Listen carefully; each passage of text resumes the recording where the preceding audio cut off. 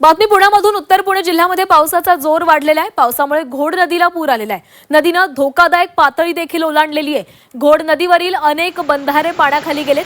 सह्याद्रीच्या पर्वत रांगांमध्ये ढगफुटी सदृश्य पाऊस झालाय। या पावसामुळे घोड नदीला पूर आलेला आहे। माळीण, भीमाशंकर आणि अहुपे खोऱ्यात रात्रभर कोसळलेल्या मुसळधार पावसानं घोड नदीनं रौद्ररूप धारण केलेलं आहे। नदीनं धोकादायक पातळीही ओलांडलेली आहे। घोड नदीवरील अनेक बंधारे पाण्याखाली गेल्यानं अनेक गावांचा संपर्क तुटलाय। त्यामुळे नदीकाठच्या अनेक गावांना सतर्कतेचा इशारा देण्यात आलेला आहे। शेतकऱ्यांच्या शेतातही पाणी शिरले, त्यामुळे शेतीचं प्रचंड नुकसान झालेलं आहे। याचा आढावा घेतलेला आहे आमचे प्रतिनिधी हेमंत सापुडे यांनी।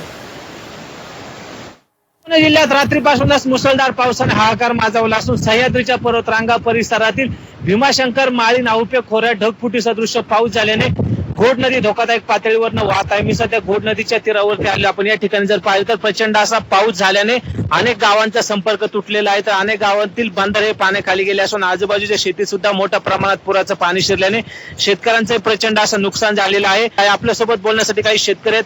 काय सांगाल, काय परिस्थिती आहे? मोठ्या प्रमाणात पाऊस कोसळतोय। रात्रभर खूप पाऊस चालू झालेला आहे आणि पावसामुळे खूप मोठ्या प्रमाणामध्ये आजूबाजूच्या परिसरामध्ये, नदीच्या कडेच्या परिसरामध्ये खूप मोठं नुकसान झालेलं आहे। सगळ्यांच्या मोटरी पाण्याखाली गेलेल्या आहेत, शेती पाण्याखाली गेलेली आहे। आमच्या इथे देखील नार वस्ती असेल किंवा बेट वस्ती असली, इथली सगळी शेती पाण्याखाली गेली। फ्लॉवरच्या पिकाचं मोठ्या प्रमाणात नुकसान झालेलं आहे, ऊस पिकाचं नुकसान झालेले आहे आणि त्याच्यामुळे शेतकऱ्यांना भविष्यामध्ये या ठिकाणी शासनाने त्वरित त्या ठिकाणी सर्वे करून त्या ठिकाणी भरपाई देण्याचा शासनाने प्रयत्न केला पाहिजे, कारण ही नुकसान न भरून येण्यासारखे आहे। प्रचंड असा पाऊस खरं तर या परिसरात झालेला आहे। सर्वच नदी नाले ओढे हे खरं तर खळखळून वाहू लागलेले आहे। अनेक शेतकऱ्यांचं शेतीमालाचं प्रचंड नुकसान झालेलं आहे। या नुकसानीचे पंचनामे करून आर्थिक मदत करण्याची मागणी सध्या शेतकऱ्यांकडून केली जात आहे।